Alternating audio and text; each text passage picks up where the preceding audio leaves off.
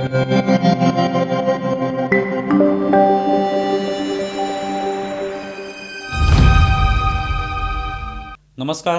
News डंकामध्ये मी महेश विचारे आपल्या सगळ्यांचं मनपूर्वक स्वागत करतो. डॉक्टर बाबासाहेब आंबेडकरांनी तुम्हाला मला संविधान दिलं, शस्त्र दिलं, पण आम्ही ते वाचायला कमी पडलो. ज्या सावित्रीबाईंनी स्वतःच्या अंगा खांद्यावर शेणामातीचे गोळे झेलले की पुढे जाऊन माझ्या जिजाऊ सावित्रीच्या लेकींनी हे संविधान वाचलं पाहिजे याच्यासाठी लढा दिला. पण मला कुणाच्या भावना दुखवायच्या नाही, पण आवर्जून सांगायचंय आम्ही जरा पोथ्या पुराणांमध्ये जास्त अडकलो आणि म्हणून संविधान आमचं अजूनही वाचायचं राहिलंय.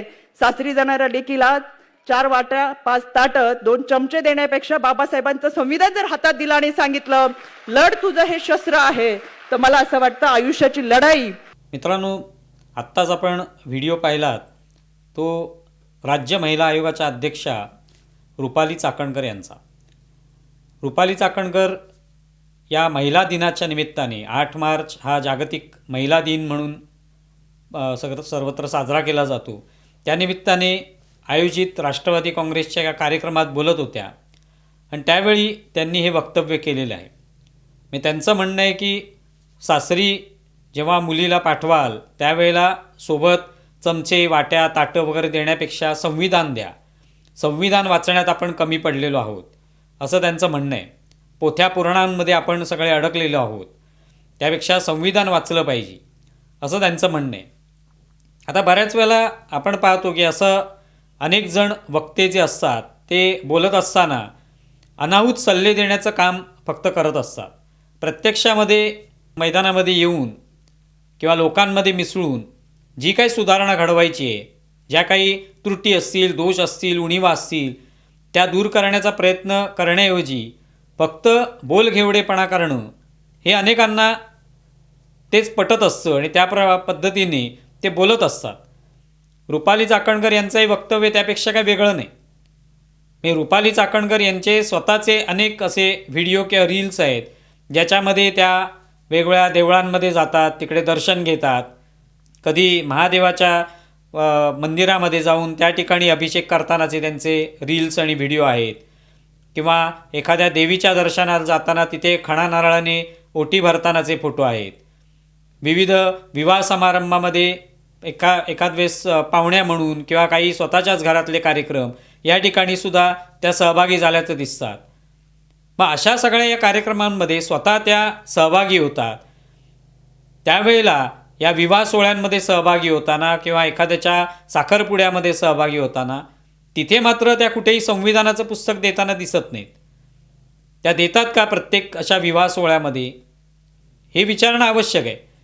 कारण केवळ लोकांना सांगायचं की सासरी मुलीला पाठवण्यापूर्वी तिला हे असे सगळ्या वस्तू ज्या आहेत, ज्या घरगुती उपयोगाच्या वस्तू आहेत, त्या देण्याऐवजी संविधान द्या असं सांगून समोरचे कदाचित प्रेक्षक टाळ्या वाजवतील.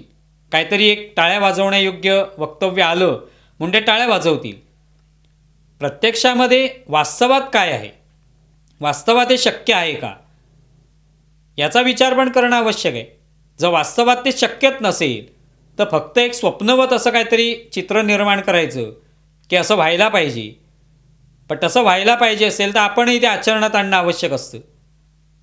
ज्यावेळेला आपण वेगवेगळ्या प्रकारच्या श्रद्धा मान्य करतो, आपल्या दृष्टीने एखादं तीर्थक्षेत्र जे आहे ते आपलं श्रद्धास्थान आहे, त्या ठिकाणी आपण जातो. हे सगळं प्रथा परंपरा आपण पाळत आलेलो असतो, त्यातून आपण ते करतो. आपल्या पुढच्या पिढीला त्याच प्रथा परंपरा आपण पुढे देतो आणि ते सुद्धा त्या पद्धतीने वागतात. हे सगळं आपण कुठल्या ना कुठल्या धार्मिक पुस्तकातून शिकलेलो असतो, कुठेतरी वाचलेलं असतं.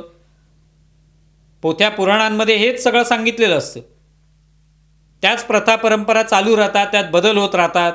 नको असलेल्या गोष्टी ज्या त्या मागे पडतात, ज्या उपयुक्त आहेत तेवढ्या राहतात. हे काळानुसार होत असतं. जर रुपाली चाकणकर वेगवेगळ्या देवळांमध्ये जात असतील, वेगवेगळ्या विवाह समारंभांमध्ये सहभागी होत असतील, तर त्याच्यात पोथ्या पुराणांचा संबंध येतोच. त्या विवाह सोहळ्यांमध्ये जे काही विधी केले जातात त्याच्यामध्येही सगळं धार्मिक कार्यच असतं, धार्मिक विधीच त्याच्यामध्ये असतात. मग तिथे कुठे संविधानाचा काय उपयोग केला जातो? तेव्हा जे काही श्रद्धा आहेत, आपल्या परंपरा आहेत, प्रथा आहेत, त्या पाळल्या गेल्या पाहिजे आणि स्वतः रुपाली चाकणकर त्या पाळतात. मग लोकांना सांगताना तुम्ही या प्रथा अमुक प्रथा सोडून द्या आणि त्याऐवजी संविधानाचं पुस्तक द्या, हे सांगणं सोपं असलं तरी मग ते आचरणात सुद्धा आणावं लागेल. आणि असं बऱ्याच वेळेला होतं की हिंदू धर्मातल्या लोकांना अशा पद्धतीचे सल्ले, अनाहूत सल्ले जे आहेत ते दिले जातात. तुम्ही असं वागलं पाहिजे, तुम्ही तसं वागलं पाहिजे.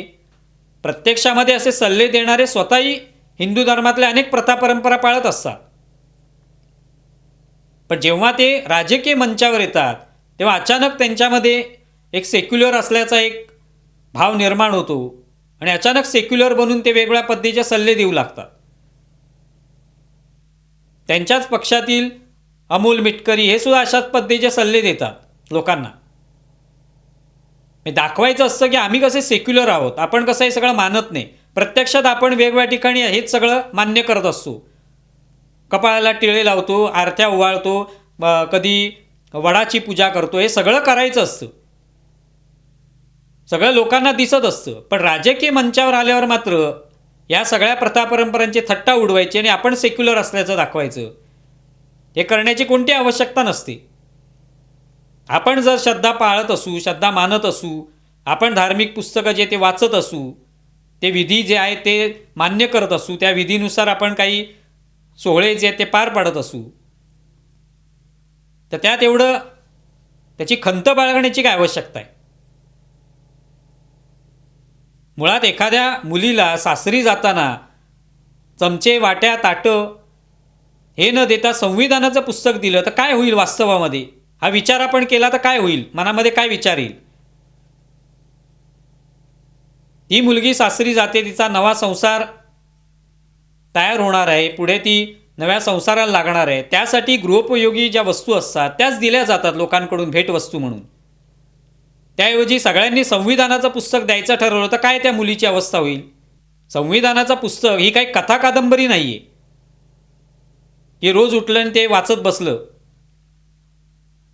त्याच्यातून आपले हक्क, आपली कर्तव्य, कायदे, कानून, नियम यांची माहिती होते. त्या दृष्टीने ते तांत्रिक सगळ्या गोष्टी कळण्यासाठी आणि विशेषतः एखाद्यावर अन्याय झाला तर त्याला संविधानानुसार न्याय कसा मिळू शकतो हे त्या पुस्तकाच्या माध्यमातून कळेल. पण उगाच लोकांना सांगायला की प्रत्येक ठिकाणी अमुक गोष्ट करताना संविधानाचं पुस्तक द्या, तर त्याने काही साध्य होत नाही. वास्तवात ते शक्य नाही आहे. जे वास्तवात शक्यच नाही आहे ते लोकांना उगाच सांगून कशासाठी टाळ्या मिळवायच्या. लोकसुद्धा तो विचार करतील की संविधानाचं पुस्तक खरोखरच देऊ शकतो का आपण एखाद्या सासरी गेलेल्या मुलीला. तिचं लग्न झाल्यानंतर सगळ्यांनी, जे काही हॉलमध्ये लोक आलेले आहेत लग्नासाठी, सगळ्यांनी संविधानाचं पुस्तक दिलं तर काय होईल त्या ठिकाणी. हा वास्तववादी विचार करण्याची आवश्यकता आहे. संविधानाचा आदर राखलाच पाहिजे, सन्मान राखला पाहिजे, त्यातली हक्क, कर्तव्य याची जाणीव असली पाहिजे, त्यानुसार न्याय दिला गेला पाहिजे. अन्याय होत असेल तर त्या संविधानाचा उपयोग करून त्याला न्याय मिळवून देण्यासाठी प्रयत्न केला पाहिजे. पण ते न करता असे काहीतरी विचित्र सल्ले देत बसायचे. त्यातून मग एका पक्षाबद्दलची एक प्रतिमा जी आहे ती विचित्र प्रतिमा तयार होते. एक तर मुळात आत्ता अजित पवार यांचा राष्ट्रवादी काँग्रेस पक्ष, भाजपा, शिवसेना, एकनाथ शिंदे यांची, हे सगळे पक्ष एकत्र आहेत, महायुतीमध्ये आहेत, हिंदुत्ववादी विचारांचे पक्ष आहेत, हिंदुत्ववादी विचारांना एक प्रकारे प्रोत्साहन देणारे, पाठिंबा देणारे पक्ष आहेत. आणि तिथे मग असे अनाहूत सल्ले देण्याची काय आवश्यकता आहे. मग असं असेल तर याच सगळ्या अशा पद्धतीने ज्यांना हे मान्य आहे की अशा पद्धतीने एखाद्या मुलीला काही भेटवस्तू देण्यापेक्षा संविधानाचं पुस्तक द्या, तेव्हा तसंच त्यांनी वेगवेगळ्या त्यांच्या वरिष्ठ नेत्यांना भेटताना पुष्पगुच्छ देण्याऐवजी संविधानाचं पुस्तक द्यायचं. किंवा रुपाली चाकणकर यांना भेटायला येणारे कोणी लोक असतील त्यांनी पुष्पगुच्छ देण्याऐवजी त्यांनाही संविधानाचीच पुस्तकं द्यायची. मग काय होतंय पहा. तेव्हा संविधानाचं पुस्तक हे कोणतं काही कादंबरी, कथासंग्रह नाही आहे की जो प्रत्येकाला दिला आणि त्याच्यातून वाचून काहीतरी मनुष्य शिकणार आहे. त्याचा उपयोग जेव्हा करायचा दैनंदिन जीवनात त्याचा उपयोग होऊ शकत नाही, हे लक्षात घेणं आवश्यक आहे. त्याऐवजी रामायण, महाभारत, पोथीपुराणामध्ये असलेल्या काही कथा असतील, काही श्लोक असतील, त्यातून जे काय प्रबोधन होणार आहे त्याचा निश्चितपणे जीवनात उपयोग होऊ शकतो. त्याचा नक्कीच उपयोग होऊ शकतो, कारण त्याच्यामधून आपल्याला काही गोष्टी या शिकवल्या जातात की जीवनामध्ये कसं वागायचं, काय नेमकं चुकलं तर कशा पद्धतीने वागायचं असतं, कशा चुका होऊ द्यायच्या नसतात, दुसऱ्याच्या प्रती कशा पद्धतीची भावना असली पाहिजे, हे सगळं शिकवणारीच ही पुस्तक आहेत.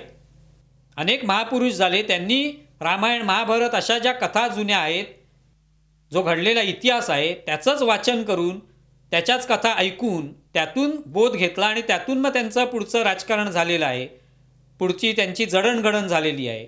हे लक्षात घेणं आवश्यक आहे. या विनाकारण असे अनाहूत सल्ले देण्यापेक्षा वास्तववादी विचार करून लोकांना मदत करणं, प्रत्यक्ष मैदानात उतरून, हे आवश्यक आहे. महिला आयोगाने एक पोर्टल तयार केले, त्यातून महिलांना काय मदत करता येईल, कुठल्या अडचणीत सापडलेल्या महिला असतील त्यांना काहीतरी मदत होईल, हा प्रयत्न त्यांनी केलेला आहे. तेच तर संविधान आहे. संविधानाच्या अंतर्गतच लोकांना मदत होते ती. तर याचा विचार होणं अत्यंत आवश्यक आहे. तुम्हाला व्हिडिओ कसा वाटला जरूर कळवा. आमचा व्हिडिओ जास्तीत जास्त लाईक करा, शेअर करा आणि आमचे यूट्यूब चॅनल सबस्क्राईब करा. धन्यवाद.